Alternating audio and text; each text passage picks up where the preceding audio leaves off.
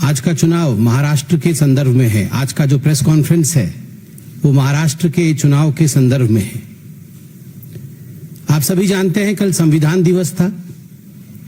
संविधान दिवस के उपलक्ष्य पर जिस प्रकार से मल्लिकार्जुन खड़गे जी ने अपने कार्यालय, कांग्रेस के कार्यालय में भाषण देते हुए उन्होंने ईवीएम को कोसा है और जिस प्रकार उन्होंने कहा है कि ईवीएम हटाना है और बैलेट पेपर को फिर से लेकर आना है, उस विषय में आज यह प्रेस कॉन्फ्रेंस हो रही है। मल्लिकार्जुन जी ने कहा है कि हमें ईवीएम को साइड में रखना है। मल्लिकार्जुन जी, आप ईवीएम को साइड में रखिए या ना रखिए, मगर जनता ने कांग्रेस पार्टी को तो साइड में रख दिया है। इसमें कोई दो मत नहीं है कि आज किसी भी राज्य में कांग्रेस साइड में है। Congress has been sidelined in the election of literally every state, even in Jharkhand. आज कांग्रेस पार्टी भारतीय जनता पार्टी के पीछे है।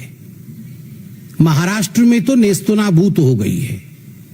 मात्र 16 सीटें लेकर कांग्रेस पार्टी महाराष्ट्र में आई है, जहां महायुति की प्रचंड जीत हुई है। वही कांग्रेस पार्टी आज महाराष्ट्र में एक तरह से उसका सफाया हुआ है। स्वाभाविक है, the frustration is written large on the face of the leaders of Congress party, including Mr. Rahul Gandhi and others. Mallikarjun खड़गे जी ने कहा कि हमें ईवीएम कतई नहीं चाहिए। मल्लिकार्जुन जी, राहुल गांधी जी, आपको ईवीएम नहीं चाहिए, आपको जुडिशियरी भी नहीं चाहिए। आप तो बता रहे थे जुडिशियरी का काम भी हमें करना पड़ रहा है, वो नहीं कर रहे हैं। आपको इलेक्शन कमीशन भी नहीं चाहिए, आपको ईडी भी नहीं चाहिए, सीबीआई भी नहीं चाहिए, आपको भारत सरकार भी नहीं चाहिए क्योंकि ये तो अच्छी सरकार नहीं है। आपको कुछ नहीं चाहिए। तो मुझे लगता है आपके लिए सर्वोच्च स्थान और उपयुक्त स्थान मंगल ग्रह है। कोई नहीं है वहां, ना जुडिशरी है, ना ईडी है, ना सीबीआई है, वहां ईवीएम मशीन भी नहीं है, इलेक्शन कमीशन भी नहीं है। वहीं जाइए, वहां बिल्कुल आप शहजादे जी को कुर्सी पर बैठाइए और आनंद से रहिए। मुझे बड़ा आश्चर्य हुआ, मल्लिकार्जुन खड़गे जैसे एक सीनियर पॉलिटिशियन ने कल एक वाक्य कहा कि एससी, एसटी और ओबीसी और गरीबों के जो वोट है वो ईवीएम के कारण खराब हो रहे हैं। क्या सोचते हैं मल्लिकार्जुन जी और कांग्रेस पार्टी कि जो अनुसूचित जाति के लोग हैं, जो अनुसूचित जनजाति के लोग हैं या जो एसटी लोग हैं, जो ओबीसी हैं, अदर बैकवर्ड क्लास है, उनको ईवीएम में वोट करना नहीं आता? वो इतने अनपढ़ हैं और इतने समझ भी उनको इतनी नहीं है कि वो ईवीएम में किस प्रकार वोट कर सके, बटन कहां दबाना है, कैसे दबाना है, वीवीपैट उसमें निकलता है, उसे देखना है, वेरीफाई करना है।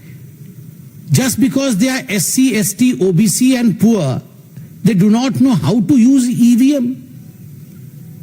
ये एक इंसल्ट है। ये कहीं ना कहीं SC, ST और OBC समाज के प्रति एक बहुत बड़ा इंसल्ट है, एक बहुत बड़ा धक्का है। और मैं ये एक्सपेक्ट नहीं कर रहा था। मुझे नहीं लगता था कि मल्लिकार्जुन खड़गे जैसा सीनियर व्यक्ति इस प्रकार के वाक्य का प्रयोग करेगा। मल्लिकार्जुन जी का यह भी कहना था कि हम तो बैलेट पेपर किसी भी कीमत पर लेकर आएंगे और ईवीएम मशीन जो है वो नरेंद्र मोदी और अमित शाह जी के घर पे रख दीजिए। मोदी जी और अमित शाह जी के घर पे ईवीएम मशीन रख दीजिए, हम बैलेट पेपर लेके आएंगे। खड़गे जी, राहुल जी, मोदी जी के घर में ईवीएम मशीन है। E for energy, V for vikas, M for mehnat. मशीन की तरह मोदी जी काम करते हैं। He works like a machine and he has EVM. वो ऊर्जा उनके पास है। E for energy, V for vikas, विकास के लिए, डेवलपमेंट के लिए काम करते हैं और वो अतुलनीय मेहनत ईवीएम उसी के कारण आज भारतीय जनता पार्टी जीत रही है। सही कह रहे हैं, हम ईवीएम के कारण जीत रहे हैं, जहां ई से एनर्जी, वी से विकास और एम से मेहनत होता है, और आप आरबीएम के कारण हार रहे हैं। आरबीएम का अर्थ है राहुल्स बेकार मैनेजमेंट। हम ईवीएम के कारण जीत रहे हैं, आप आरबीएम के कारण हार रहे हैं। खराबी मशीन में नहीं है, खराबी लीडरशिप में है। ईवीएम ठीक है, राहुल खराब है। आप ईवीएम बाद में बदलिएगा, राहुल को बदलिए। बताइए, कोई भी प्रतिद्वंदी इस प्रकार का अनसॉलिसिटेड एडवाइस नहीं देता है, मगर फिर भी मुझे लगता है लोकतंत्र में इतनी शिष्टाचार होनी चाहिए कि इतने वर्षों तक साथ साथ पार्लियामेंट में और असेंबलीज में बैठने के बाद कम से कम कुछ एडवाइस हमें, भले ही वो अनसॉलिसिटेड लगे, हमें देना चाहिए। मैं तो मल्लिकार्जुन से कहूंगा, मल्लिकार्जुन जी जानते हैं, वैसे कभी कभी उनके चेहरे को मैं भी पढ़ता हूं, वो जानते हैं खराबी कहां है, बेचारे बोल नहीं पाते हैं। बदलने की आवश्यकता है राहुल गांधी को, ईवीएम को नहीं। और वो कह रहे थे मल्लिकार्जुन जी की बैलेट पेपर के लिए हम यात्रा निकालेंगे। आजकल वो नया शब्द उनका यात्रा चल रहा है बड़ा, भारत जोड़ो यात्रा, उसी से सब कुछ मंगल हो गया। और भारत जोड़ो यात्रा के बाद आप बोल रहे हैं बैलेट पेपर यात्रा निकालेंगे। वैसे भी ठीक ही है, वैसे निकालना चाहिए, यात्रा निकालना चाहिए। टाइम भी है उनके पास अभी यात्रा निकालने के लिए, और कुछ काम भी नहीं है कांग्रेस के पास। तो घर में खाली नहीं बैठना चाहिए, नेताओं को कुछ ना कुछ करते रहना चाहिए। यात्रा ही सही, आप यात्रा निकालिए, अच्छी बात है। ऑन अ सीरियस नोट, जो मल्लिकार्जुन जी ने कहा कि हम ईवीएम हटाएंगे और बैलेट पेपर लेके आना चाहते हैं, और कोइंसिडेंस देखिए, सुप्रीम कोर्ट में ठीक उसी समय एक पिटीशन पे सुनवाई चल रही थी। मिस्टर के पॉल ने पिटीशन डाल रखा था कि ईवीएम मशीन हटाने की आवश्यकता है, ईवीएम से धांधली होती है, और बैलेट पेपर पे आने की आवश्यकता है। और सुप्रीम कोर्ट में जस्टिस विक्रमनाथ जी और जस्टिस प्रसन्न बी वराले, दोनों जस्टिसेस, उनकी खंडपीठ इसकी सुनवाई कर रही थी। स्पष्ट रूप से इस खंडपीठ ने पूरे विषय की सुनवाई के पश्चात कहा है कि ईवीएम में खराबी नहीं है। अंग्रेजी में उन्होंने कहा है, suspicion of EVM fixing is unfounded, quote unquote unfounded. EVM machine में कोई गड़बड़ी नहीं है। आगे वो कहते हैं, जो कैंडिडेट हार जाती है वो आके ईवीएम का रोना रोती है। जीतने से ईवीएम ठीक, हारने से ईवीएम खराब। ये अंगूर खट्टे वाली कहानी है। और एग्जैक्टली कांग्रेस पार्टी, मुझे तो लगता है कि ये शब्द कांग्रेस पार्टी के लिए ही कहे गए हैं, बिल्कुल हूबहू कांग्रेस पार्टी के लिए फिट हो रहे हैं। और कोइंसिडेंस देखिए, यहां मल्लिकार्जुन खड़गे जी भाषण दे रहे हैं कि ईवीएम हटाना है, ईवीएम में खराबी है, और यहां सुप्रीम कोर्ट कह रही है ईवीएम में खराबी नहीं है, हारने वाले को हमेशा ईवीएम में ही खराबी नजर आती है। मैं तो एक सवाल पूछना चाहता हूं, आप यात्रा निकालने चाहते हैं, आप ईवीएम को फेंकना चाहते हैं, ये सब कुछ ठीक है।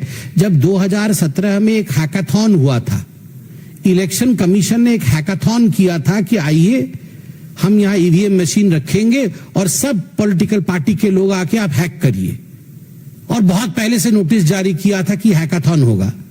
कोई नहीं गया, कोई गया नहीं हैकाथॉन करने के लिए। उससे पहले तो टीवी पे, मुझे तो याद है, वो आम आदमी पार्टी के शायद सौरभ भारद्वाज जी, शायद वही, वो कुछ तार वार जोड़ के हैक कर रहे थे कि कैसे हैक होता है। उस दिन नहीं गए और हैक करने के लिए, उस दिन हैक करने नहीं गए वहां भी ईवीएम को हैक करने के लिए। तो ये कांग्रेस पार्टी हैकाथॉन के दिन घर में क्या कर रही थी?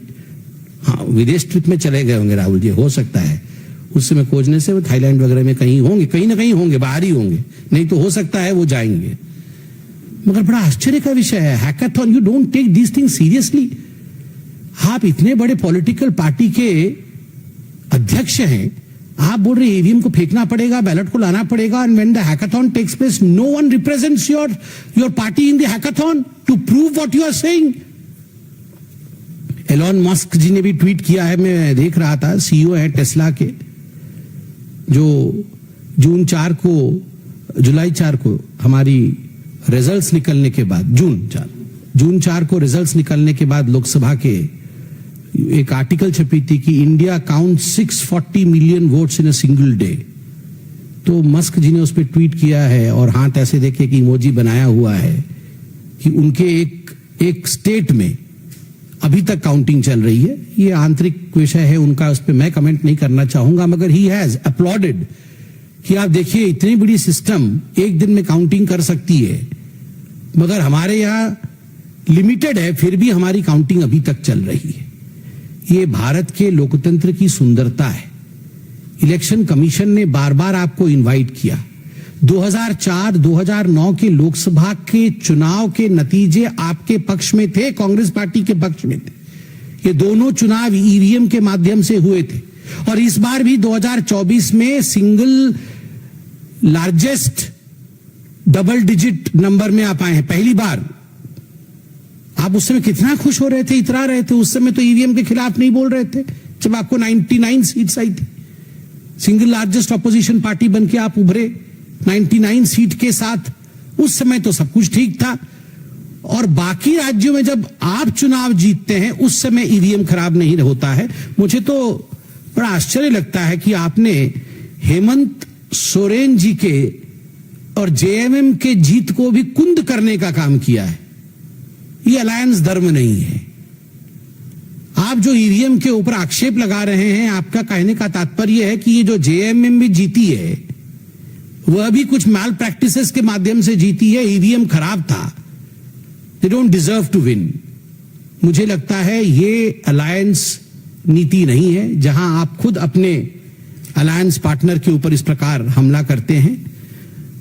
बार बार मैं कहता हूं, मशीन में खराबी नहीं है, व्यक्ति और लीडर में खराबी है। जब तक राहुल जी रहेंगे ऐसा ही चलता रहेगा। कोई सवाल हो तो अवश्य पूछे। मेरा सवाल तो ये है कि सुप्रीम कोर्ट ने जब इस तरह की फटकार भी लगाई थी, इस तरह जो सामने आई, उसके बावजूद हम देख रहे हैं कि ईवीएम पर अभी भी कांग्रेस और उनके दल अपने रुख पर अड़े हुए हैं। तो क्या आपको लगता है कि ये कार्यकर्ताओं को निराशा से बचाने के लिए ऐसा कह रहे हैं या फिर क्या उनकी रणनीति हो सकती है, रणनीति जो वो लगातार कर रहे हैं? क्या रणनीति हो सकती है और क्या बोलेंगे लोगों को? सब कार्यकर्ता कांग्रेस पार्टी के जानता है, सब जानते हैं कि राहुल गांधी से नहीं हो पाएगा। ये कौन नहीं जानता है? मैं भी जानता हूं, वो कार्यकर्ता भी जानता, हमारे सारे कार्यकर्ता जानते हैं। आप लोग बोलते नहीं है, आप लोग भी मन में सोच के देखिए और कांग्रेस वालों से पूछिए, वो भी बोलते नहीं हो पाएगा उससे। अब क्या बोलेंगे कि ये चुनाव राहुल गांधी जी के कारण हार गए? अब यही सब बोलेंगे, ईवीएम खराब हो गया जी, मशीन खराब हो गई, बिजली कट गई, रोड खराब था, हमारा कार काम नहीं कर रहा था। यही सब बोले, कुछ तो बोलना पड़ेगा ना। अब यही बोलते हैं ईवीएम खराब हो गया है, जानते सब है कि राहुल खराब हो गए हैं।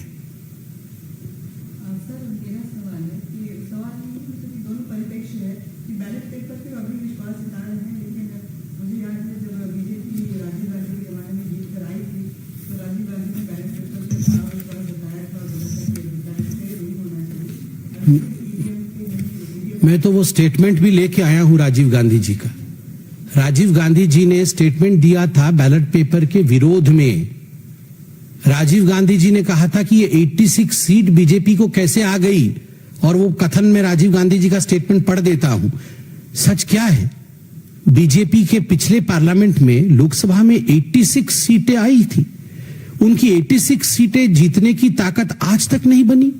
उनका वोट 8% से बढ़कर मुश्किल से 12% हो गई। 8 से बढ़कर 12% होने से उन्हें 86 सीटें मिल गई। यह तो हिसाब जुड़ता नहीं है, पल्ले पड़ता नहीं है। इस हिसाब से तो कांग्रेस को 500 के 500 सीट जीतनी चाहिए। कुछ गड़बड़ है, गड़बड़ तो यह है ही। बताइए, उस समय तो बैलेट पेपर में चुनाव हुए थे तो वो गड़बड़ बता रहे थे बैलेट पेपर को, and he was advocating that ballot paper system should be done away with. पिताजी बोले बैलेट पेपर खराब, बेटे जी बोले ईवीएम खराब। वाह, मतलब राजशाही वापस ले आए और उसके बाद बस मुकुट पहना दे इनको। बस एक वहां पीछे पर सिंहासन रख के, आइए जी आइए महाराज शहनशाह जी बैठ जाइए, आप मुकुट पहना दें। बैलेट भी खराब, ईवीएम भी खराब, ये चाहते वही हैं, मुकुट मुकुट पहनना है इनको।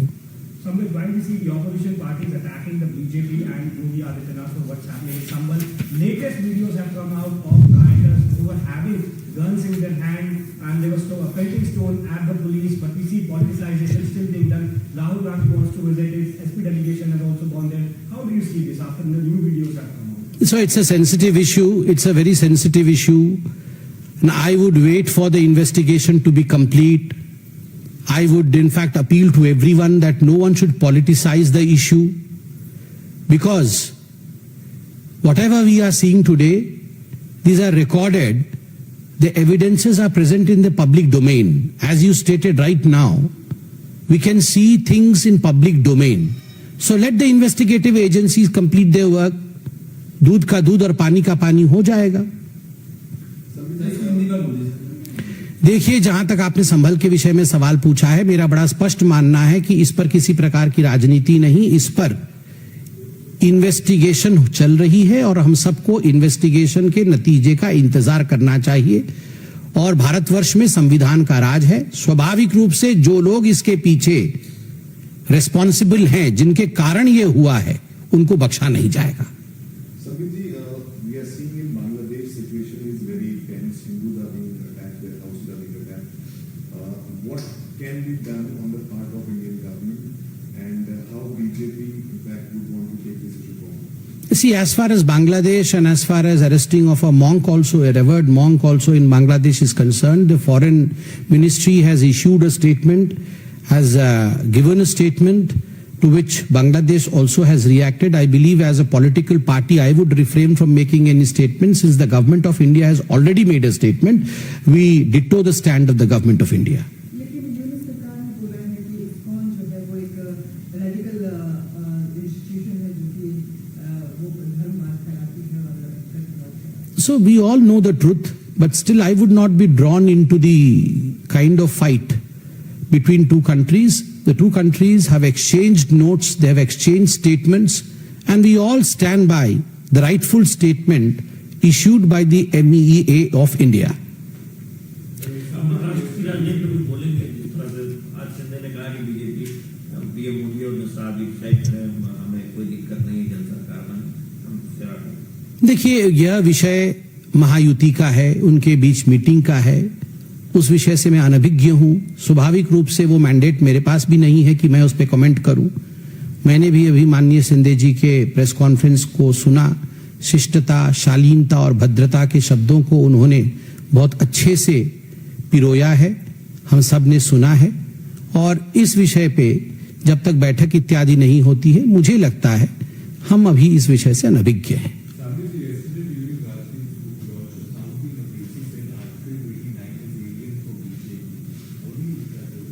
Who said? No comments on that. Not required. Thank you.